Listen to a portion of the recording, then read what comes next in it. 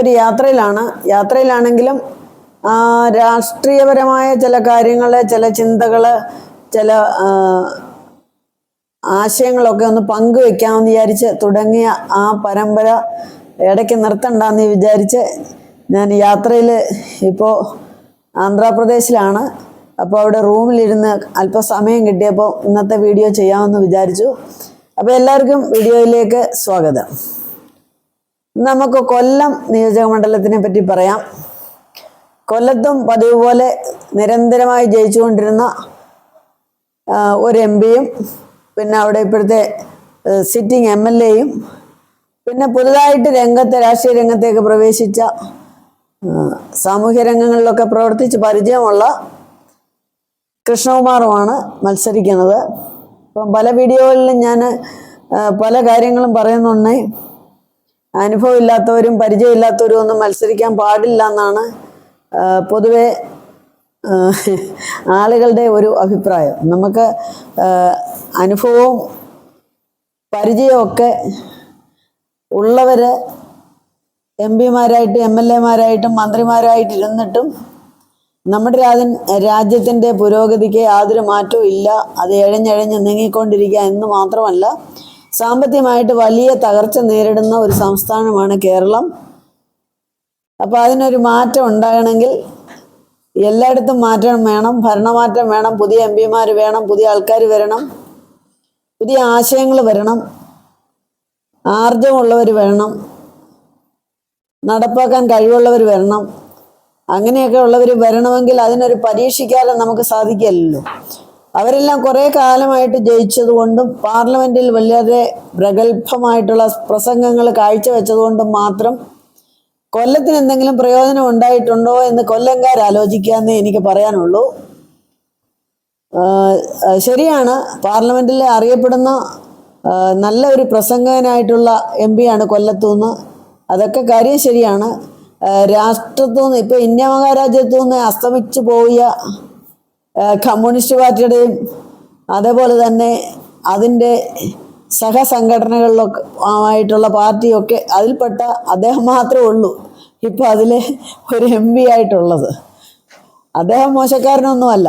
ഞാൻ എല്ലാ വീഡിയോയിലും പറഞ്ഞതാണ്, ആരും മോശക്കാരേ അല്ല. എല്ലാവർക്കും അവരവരുടേതായ പ്രാഗൽഭ്യമുണ്ട്. അതുകൊണ്ടാണല്ലോ അവർ ജനപ്രതിനിധികളായിട്ട് ജനങ്ങൾ അവരെ തിരഞ്ഞെടുക്കുന്നത്. പക്ഷേ നമ്മുടെ സംസ്ഥാനത്ത് നമ്മൾ തിരഞ്ഞെടുത്ത് വിടുന്ന നമ്മുടെ നിയോജക മണ്ഡലത്തിൽ നമുക്ക് അവർ വികസനം കൊണ്ടുവന്നിട്ടുണ്ടോ, തൊഴിൽ കൊണ്ടുവന്നിട്ടുണ്ടോ, തൊഴിൽ സാധ്യതകൾ ഉണ്ടോ, MP ഫണ്ടും കേന്ദ്ര ഫണ്ടും വേണ്ട രീതിയിൽ വിനിയോഗിക്കപ്പെട്ടിട്ടുണ്ടോ, നമ്മുടെ ആ മണ്ഡലത്തിലെ ജനങ്ങൾക്ക് പ്രയാസങ്ങളും പ്രശ്നങ്ങളും ഉണ്ടാകുമ്പോൾ അത് അഡ്രസ്സ് ചെയ്യപ്പെട്ടിട്ടുണ്ടോ, ഇങ്ങനെയൊക്കെയുള്ള എന്തെങ്കിലും അവരെ കൊണ്ട് ഡെവലപ്മെൻറ്റ് നമ്മുടെ സ്ഥലത്തുണ്ടായിട്ടുണ്ടെങ്കിൽ തീർച്ചയായിട്ടും നമ്മൾ അവരുടെ വ്യക്തിപരമായ പ്രാഗൽഭ്യം നമുക്ക് പ്രയോജനപ്പെട്ടിട്ടുണ്ടെങ്കിൽ നമ്മൾ അവരെ തന്നെ തിരഞ്ഞെടുക്കുക തന്നെ വേണം. അത് രാഷ്ട്രീയമല്ല നമുക്ക് അവിടെ നോക്കണ്ടേ. പക്ഷേ അതിനുള്ള സാധ്യത എത്രമാത്രം ഉണ്ടെന്ന് കേന്ദ്ര ഏത് പാർട്ടി ഭരിക്കുന്നോ കൂടുതൽ സ്വാധീനം ചെലുത്താൻ കഴിയുന്നത് അവരുടെ MP-മാർക്ക് തന്നെ ആയിരിക്കും എന്നുള്ളത് വളരെ നഗ്നമായ ഒരു സത്യമാണ്. അതല്ലെങ്കിൽ സ്വന്തമായ അത്രമാത്രം ഉയർന്ന വ്യക്തിത്വവും കഴിവും നല്ല മനോഭാവവും ആർജവും ഒക്കെ ഉണ്ടെങ്കിൽ തീർച്ചയായിട്ടും അവർക്ക് വികസനം കൊണ്ടുവരാൻ സാധിക്കുന്നതുമാണ്. അപ്പോൾ കൊല്ലത്തെപ്പറ്റി കൊല്ലം കണ്ടവൻ ഇല്ലം വേണ്ട എന്നാണല്ലോ പറയുന്നത്. അപ്പോൾ അത്രമാത്രം വികസന സാധ്യതകളുള്ള, അത്രമാത്രം സോഴ്സസ് ഉള്ള, കാടും മലയും തോടും കടലും എല്ലാം ചേർന്ന വളരെ മനോഹരമായിട്ടുള്ള വികസന സാധ്യത വളരെ ഉണ്ടായിരുന്ന, ഒരു കാലത്ത് കേരള സംസ്ഥാനത്തിൻ്റെ സാമ്പത്തികമായ വലിയ ഒരു അടിത്തറ ഉണ്ടായിരുന്ന ഒരുപാട് വ്യവസായങ്ങൾ, പ്രത്യേകിച്ച് പറങ്ങണ്ടി വ്യവസായം, അവിടെ ഏറ്റവും പ്രധാനപ്പെട്ട ഒരുപാട് വ്യവസായശാലകൾ ഉണ്ടായിരുന്നു, നല്ല കയറ്റുമതി ഉണ്ടായിരുന്നു. ഒരുപാട് കുടുംബങ്ങൾ രക്ഷപ്പെട്ടുവെന്നും എനിക്ക് പറയാൻ പറ്റുകയില്ല.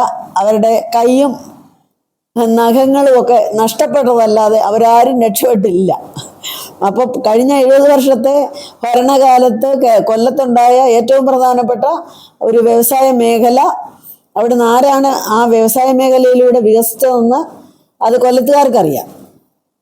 അപ്പോൾ ഇനി എന്തെങ്കിലും വികസനം ഇപ്പോഴും കഷ്ടപ്പെട്ട് കഴിയുന്നവർക്ക്, സാധാരണക്കാരന്, പണിയെടുക്കുന്നവർക്ക്, തൊഴിലാളികൾക്ക് ഒക്കെ ഉണ്ടാകണമെങ്കിൽ നിങ്ങൾ തീരുമാനിക്കുക. നിങ്ങൾ പുതിയ ആളെന്ന് പറഞ്ഞ് ആരെയും തള്ളിക്കളയേണ്ട കാര്യമില്ല. പുതിയ ആളുകൾക്ക് കഴിവില്ല എന്ന് ധരിക്കുകയും വേണ്ട. പുതിയ ആളുകൾ പുതിയ കാര്യങ്ങൾ കൊണ്ടുവരും. അതിന് ആർജ്ജമുള്ളവരാണ് മത്സരിക്കുന്നത്. അപ്പോൾ അതനുസരിച്ച് പ്രവർത്തിച്ചാൽ കൊല്ലത്തുകാർക്ക് കൊള്ളാമെന്ന് പറഞ്ഞുകൊണ്ട് ഈ വീഡിയോ സമയക്കുറവുകൊണ്ട് നിർത്തുന്നു. അപ്പോൾ എല്ലാവരും ചിന്തിച്ച് കൊല്ലത്തിൻ്റെ പ്രസിദ്ധമായ കൊല്ലത്തിൻ്റെ ഒരുപാട് ടൂറിസം മേഖലയും ഒരുപാടുണ്ട്. ഞാനതൊന്നും ഇപ്പോൾ പറയുന്നില്ല, കൊല്ലത്തുകാർക്കറിയാം. ഇപ്പോൾ കൊല്ലത്തുകാരാണ് ഇതറിയേണ്ടത്. എന്നാൽ ബാക്കിയുള്ള ജില്ലക്കാരും അറിയേണ്ട വിഷയം തന്നെയാണ്. എല്ലാ ജില്ലയ്ക്കും അതിൻ്റെതായ പ്രയോജനം ഓരോ മണ്ഡലത്തിലും നാടിന് നന്മ ചെയ്യാൻ കഴിവുള്ളവർ പാർലമെൻറ്റിലേക്ക് വിജയിച്ചു പോയാൽ സാധിക്കും.